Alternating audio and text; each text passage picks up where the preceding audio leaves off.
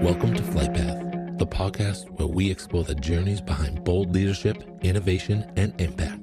This is where we talk real career journeys, the bold moves and messy pivots, the plot twists that no one puts on LinkedIn, and the moments that changed everything. We're sitting down with leaders, innovators, and rule breakers who figured it out by doing the work, learning the lessons, and sometimes ignoring the map altogether.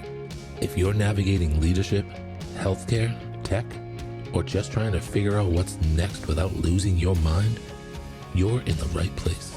So fasten your seatbelts, adjust your altitude, and let's take flight with your host, Rebecca Woods.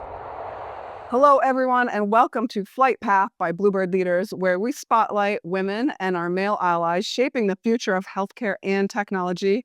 I am Rebecca Woods. I am your host of this episode, and we will chart stories, struggles, and successes that define what it means to lead with purpose. Today, we are welcoming the famous Crystal Broj, who is down at MUSC as the Chief Digital Transformation Officer. Did I get that right? I know you have a lot in your title. Yes, you got it right. I know it's a mouthful, right? So, but thanks for having me, Rebecca. Excited to be here. Yes. Crystal is also one of our newest board members with Bluebird Leaders, so we're super happy to have you on the board and on the team. It's been awesome to have you as a new addition. Thank you. I really believe in the whole spirit behind Bluebird Leaders, and I tell everyone I know that this is a great organization to be a part of. So, it really embodies what my personal brand is to help others up and bring them along for the ride. I didn't have that when I was first starting out in my career, and especially in healthcare. To have people that know and have that insight into what the world is like and where things are going, and just to have somebody to bounce ideas off of, that isn't in your organization, so you don't look stupid to your peers, is very, very helpful. So I'm enjoying all my Bluebird friends. Well, let's start with your origin story, because you didn't all of a sudden have all these phone of friends and network and travel all over the country like you do now. So how did you start and how did you get into healthcare IT? And did you know from the beginning or did you sort of fall into it? What's your origin story? Oh, I fell into it totally. I went to school. I was a COBOL programmer back in the day. So I was literally programming, and I've worked for all kinds of different companies. I worked for government. I worked for manufacturing, just health clubs, finance, insurance, for consulting companies, and then for big business. I kind of did this bop back and forth all the time, because I was always wanting to learn something new, and I wanted to keep growing. And I got advice early on from someone that said, don't just learn one package and just don't do finance your whole life, because that's all you'll ever do, but really bounce around and learn new things. And so I did take that to heart. And eventually, COVID happened, and the position that I had, I was chief technology officer for an association. So I did nonprofit. And they decided to downsize. So I spent all of COVID at home by myself, like everybody did. I wrote some children's books. We've talked about that before. And then I went back into the workforce. And after I started with something, then a job came up at North Shore University Health System. And after seeing COVID and knowing that there was always going to be struggles in technology for healthcare, I was really attracted to that job. And knowing that it was like something that was very tangible and you could really make a difference, which is really important to me. I was able to work there. And then a couple years later, the job at MUSC came up in my favorite city in the whole world, Charleston. So we packed up the truck and moved to Charleston. So that's how we got here. So what other state have you lived in? You're in South Carolina Yeah. now. Yeah, just Illinois. I Chicago, born and raised, Cubs fans, go Cubs. And I still go back for opening day every year. So, but yeah, so I've never lived anywhere else besides Illinois. So we used to vacation in South Carolina, so it was a natural progression that we'd want to come here eventually. But getting a dream come true job and the place to live was just serendipitous. I love it. I love it. So tell me what you do for your job now, because we see you all over. traveling, which is super fun. But tell me how lead transformation at MUSC and how you're helping others or gain new knowledge that you come back to MUSC with. What do you Yeah, I'm actually really, really blessed by the leadership team here at MUSC to let me explore, let me do things. When I started, we were starting the digital transformation department, so as just a department of one to start with. But they said a couple of things we want you to do. We want you to put together a roadmap for our digital front door. We want you to learn all you can and then show us as a thought leader in this space, which is why I get the opportunity to speak so much, and then build the team as you need to be able to be agile and fast and make a difference in the organization. So we grew the team slowly over 2 years, and now we're a team of 9, which is fabulous. And every single one of them has fantastic talents that they're bringing on to the team. And we do more than digital front door now.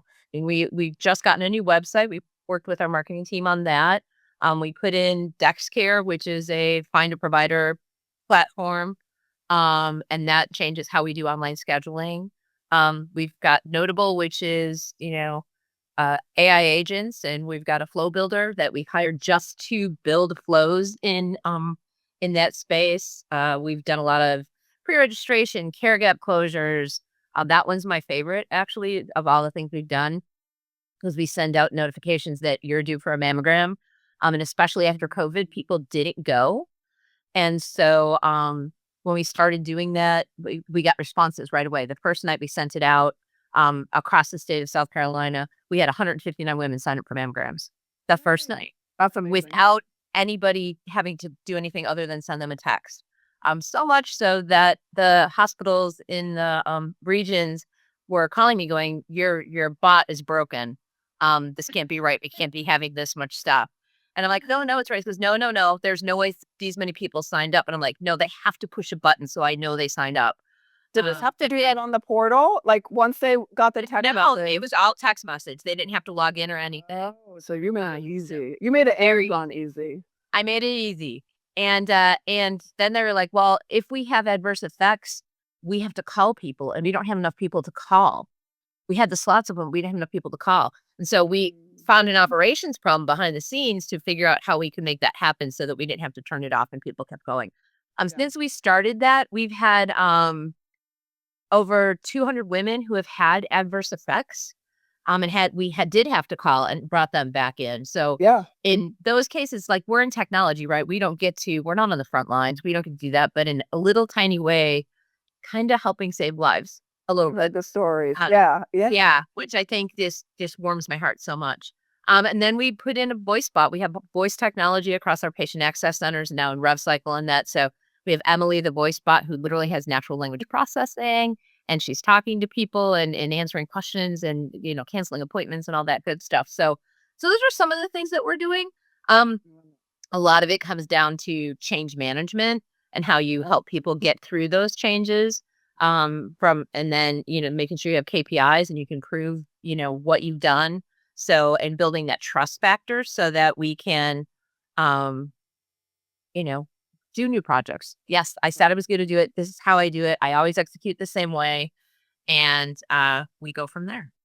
And help them. So how are you helping probably the providers, let me guess, but others through these big changes that you're bringing on to the organization? There's always the ones that are going to kick and scream. And so what is that special thing you're doing in your change management process to make sure that they are feeling heard, but also helping them to change, right? Yeah, I think one thing that people say about me and my team is that we have this superpower of connecting people. And so You know why. yeah.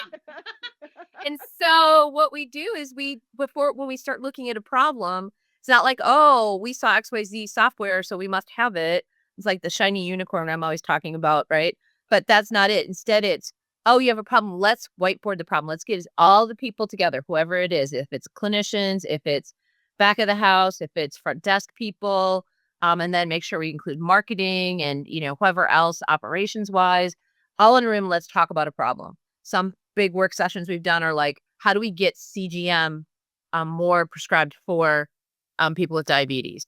Or how do we plan We're doing one in January about how the patient flow for mom baby all the way through from start to finish, or oncology. So that how do we want that in the future to look before we ever look for digital tools? So as you start getting people and their ideas and their thoughts, they're still then they're connected from the very beginning before we start searching for software, before we start doing that. And then keeping them informed along the way as we build things. And because we're doing things agilely, showing little bits like it's going to look like this. How do you think? What do you think about this? And including them and including those people in the testing too, because I think they, Right. we need to see and they need to understand how it's going to work and make sure it works with their workflow. We do very small pilots, make sure they're successful before we roll them across the organization.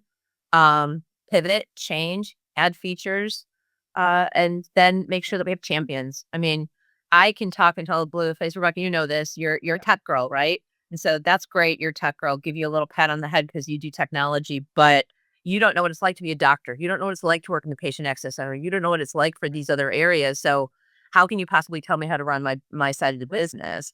You need a partner in those areas that can go, no, wait, actually this tech that tech girl brought will work for us. And I've seen it and I'm using it and this is how. And once you get a champion that does that, then you can really, extend that superpower to get other people to at least listen and then start to adopt. I mean, it's huge. That is still a lot of organizations that aren't doing that. And, I go in and help them, but it's just kind of baffles my mind. Like, yes, you need to pull the physician along and ask their opinion from the beginning, right? So two questions come to mind when you're doing those workflows with all the team there. How many new problems are you identifying? And the second question is, because you all are doing it so well and you have a well-oiled machine, if you will, how much are providers now possibly coming back to you and saying, I have a problem, help me now solve this, right?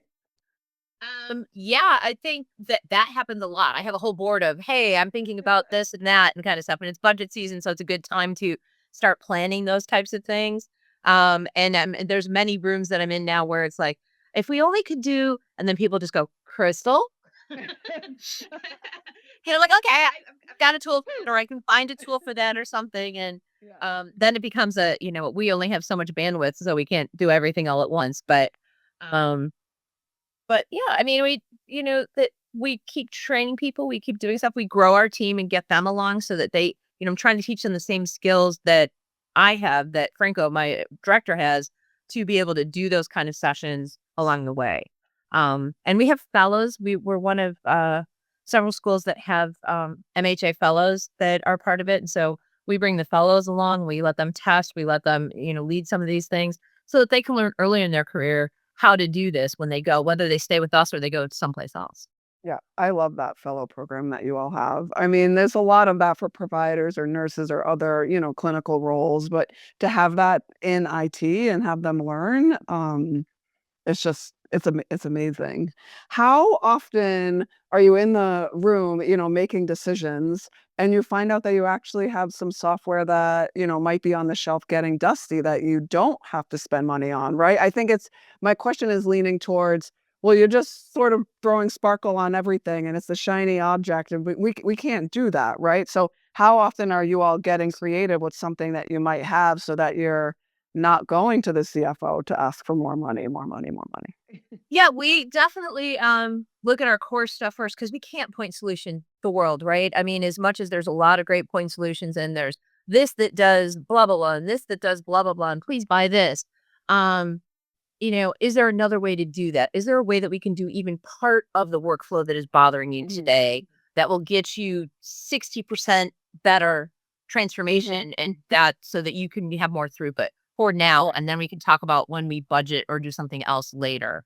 And that's where we start going, okay, can Epic do it? I mean, you have to ask Epic first, right? So can Epic do it? Or is it coming really soon that Yeah. maybe you should just wait because then you don't have to integrate it all. And Epic's awesome for all that good stuff. But if Epic doesn't have it, can you hit any of our core partners and can we build something in there or do they have something for that? And then if not, then we start having to look outside. Or we ask our core partners too, like, what can you do in this space? And if they can or can't do it. And, we have really good relationships with our partners. And that's why I call them partners and not vendors, because we really are close to them and have that insight to that, that they'll say, no, that's not a wheelhouse that we're in, or no, wait, we're thinking about that. Let's sit down and, back of the napkin and think what we could do. All right, you're super busy with work. You're also a mom. How do you manage all of it? It's hard. It is hard, and my girls don't live with me anymore. They're grown up, career women of their own now. And actually they're going to come to SOAR in next fall. So they're very excited to come and see the other bluebirds that they hear so much about. But so travel then becomes not just my travel for work, but my travel to see my family. Yeah. And so that takes up a little bit more time, a little bit more coordination. But I love it. I mean, I'm just organized, and we just do, and that's what moms do, right? We just balance everything out. So we have work time, then we have, playtime or family time or whatever. And you just kind of carve out your niches. I think the thing that I struggle with is finding time to take care of me. Mhm. Um, it's really hard to get myself to go to the gym or remember to go do a little bit extra exercise or that kind of stuff, especially when I'm traveling. I struggle with that. I try to, if I actually get to the hotel gym, I'm very, very, very proud of myself. And I can usually do that one morning on a trip, but not more than one. Because that's like, It's yeah, hard. it's very hard. It's very hard. That's the part where I'm not as balanced as I pretend to be. Yeah, well, I find that when it's like, I call it like a regular work trip, not a conference, it's easier for me to get to the gym, and I'm a Orange Theory junkie, which most people know, and so I'll find the closest Orange Theory and go to that because it's a sort of prescribed workout, and they just yell at me at what to do, and so you don't have to, like, think. So I love that. But for the conferences, when you're up super late and networking, even though I'm an extrovert, it's exhausting, and so I kinda just give myself forgiveness. Like, at Fall Forum, I'm a runner. Did I wake up at that for that 6 a.m. run? No, I didn't. No. No, and that's the thing where people think that going conferences and stuff is very glamorous, and I love it. I love all the connections and all the people because 'cause I'm also an extrovert, and learning. I'm always bringing something back that's interesting, but I still have a day job, and so, like, I'm spending early morning and late night catching up on emails and making sure my team has what they need and following up on things and doing things, so, like, there's extra hours on top of all that other stuff, which makes it challenging. So then when I come home, I'm working on Saturdays and stuff sometimes, but that's part of the fun. Part of it. Yeah. You talk about the conferences being glamorous, right? A lot of people that I talk to that don't travel for work or even, my husband, their kids, like, it's like I was on vacation, right? But my husband recently went to, he's in like construction business, right? So he went to Concrete World in Vegas, which is like Hims with thousands of people, and he only brought 2 pairs of shoes, and everyone knows I bring, like, a whole bag of shoes to Hims and he came back, he's like, "I wish you had told me to bring more shoes, my feet," and, like, didn't realize that it's, like, a calculated, like, week, and you have to plan for it. Yes, if you go to the conferences. That's the one where I know I'll actually be getting, workouts is there. Yeah, yeah, he walked, like, 7 miles in one day. He's like, "Oh my god, I'm exhausted." I'm like, "Yeah, see, it's not like vacation, right?" You Right. just yeah, so all right, so next question.